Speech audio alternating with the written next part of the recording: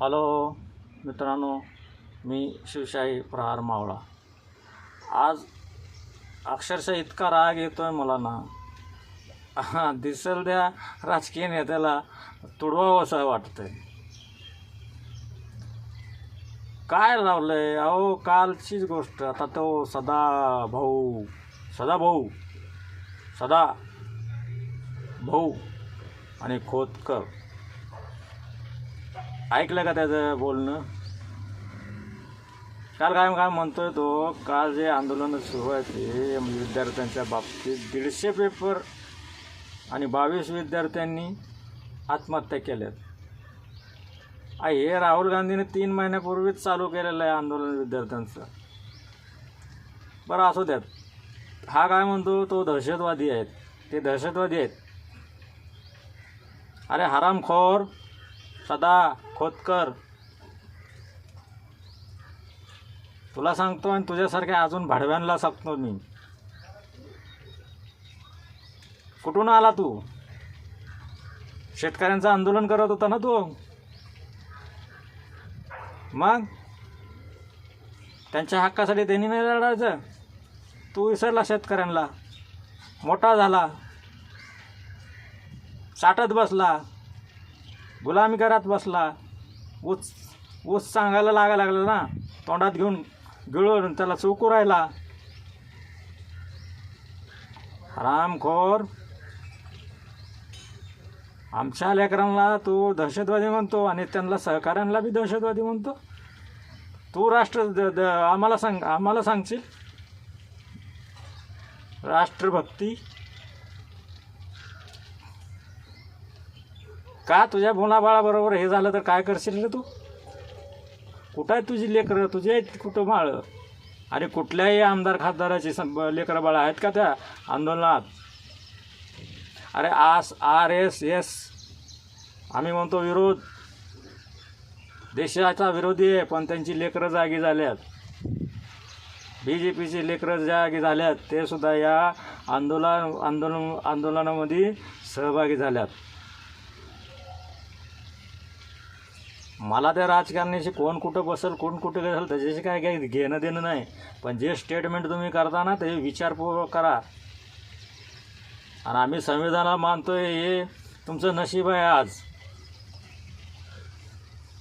जर आम्ही संविधान मानलं नसतं ना, तर तुमची दुर्दशा काय झाली असती. आणि खास करून हे जे पोलीस नियंत्रण आहेत यांनी सुद्धा विचार करावा की का, तर ह्यात सुद्धा गरीब जनता आहे. गरिबीतून आईवडिलांनी कष्ट करून ह्यांना मोठं केलेलं आहे. त्यामुळं डिपार्टमेंटनं सुद्धा, आणि आता जे विश्वास आमचा उडत चालला आहे, हे जे न्यायालय प्रतिक्रिया आहे, तो तर आता मला काय आई माय कुणाची काढायची नाही. असे लोक बसल्यात एक मंत्र्याचा राजीनामा घेण्यासाठी अक्षरशः 110 मुलांना इतकं तुडवलं आहे की हॉस्पिटलमध्ये भरती आहे. अहो, संसदेची दारं बंद केली, आत घुसतील इतका तुमच्याकडं पोलीस फाटा, इतका बंदोबस्त. आणि तो तर निघून गेला, पळून गेला. तो अक्षरशः पळून गेला संसदेतून. आणि संसदेच्या आत पाय ठेवायच्या अगोदर तोच माणूस राहुल गांधीबद्दल काय बोलत होता? 56 वर्ष वयाचा एक, म्हणजे त्याला टोना मारत होता, टोमना. ऐका तुम्ही त्यांचं भाषण. ते आता त्यांना ना ह्या भाषेत सुद्धा नाही. अरे तुरे कारे मारे असल्या भाषेत बोलायचं सारखा परिस्थितीत आलेला तो माणूस आहे. आणि पहिल्यापासून पण होता तो. पण आम्ही काय म्हणत होतो, आम्हाला संविधान हे दिलं आहे. त्यामुळं आता जागे व्हा. हे सदासारखे त्या नेत्यासारखे की तो देशाही परवा बडबडला अरे तुम्ही आज गोरगरिबांचं आणि विद्यार्थ्यांचा बळी घेत आहात, बळी. ह्याच्या पलीकडे अजून कसलं हे पाहिजे? कोण दहशतवादी आहे? तुम्ही राष्ट्रद्रोही आहात. तुम्ही राष्ट्रद्रोह तुम्ही करू लागलात पैसे घेऊन. उठतो सुटतो विदेशात जातो, उठतो सुटतो विदेशात. अरे काय त्याचं काम? इथला प्रधानमंत्री आहे का बाहेरचा प्रधानमंत्री आहे? आणि काय आणलं बाहेरून आजपर्यंत? आज बाहेरच्या देशातली लोक, या अमेरिकेतली लोक हिंदुस्थानी लोकांना कामावरनं काढत आहेत. हे सत्य परिस्थिती. मी तुम्हाला उदाहरण देऊ शकतो.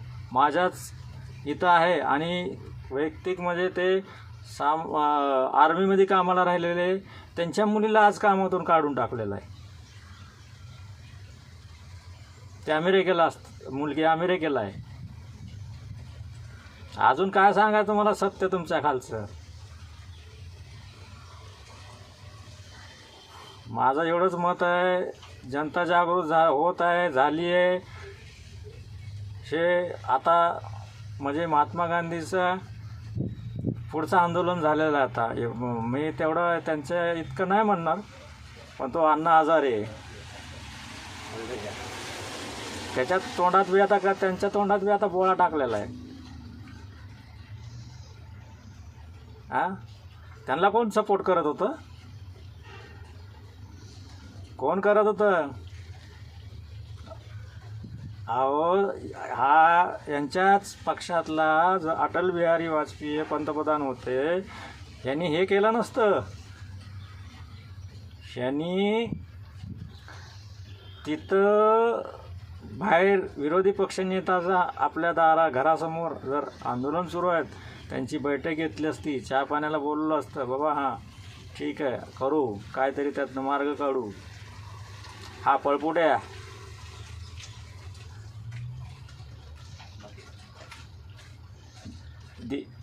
देशात काय घटना घडली, हा विदेशात. राम मंदिराची चोरी झाली, हा विदेशात. महागाई वाढली, हा विदेशात. निर्लज्जता कळस. आणि अशा माणसाला आम्हाला आता पंतप्रधान म्हणण्याची सुद्धा लाज वाटते. तो तर तोवर सडा हो, त्याच्याबरोबर असणार तर तो तडीपार आहे. तो काय 18 महिने जेलमध्ये जाऊन आलेला आहे. त्याच्यापासून काय अपेक्षा आहे आपली? आहे का काय अपेक्षा? करू शकतो का त्याच्यापासून न्याय मिळेल? त्यामुळं आज मी माझं एक मत, राजकीय नेत्यांनी आणि सगळ्याच सरकारी यंत्रणांनी लक्ष द्यावं. आपली काय मुलं गरिबाचीच आहेत. गरिबीतून आपण उभं राहिलेलो आहोत, हे त्यांनी बी विसरता कामा नये. आणि सत्याला सपोर्ट करा. सत्य जे आहे त्या सत्याला स्वीकारा आणि झालेल्या चुका विसरून या आंदोलनात सहभागी व्हा.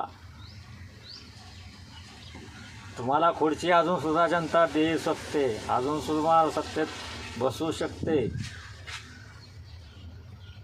फक्त तुम्हालाच पक्ष दुसरा असेल, पण तुम्ही सत्तेत राहू शकता. आज आलेला चान्स घालवू नका, एवढंच बोलतो मी. आणि असले काय स्टेटमेंट देऊ नका.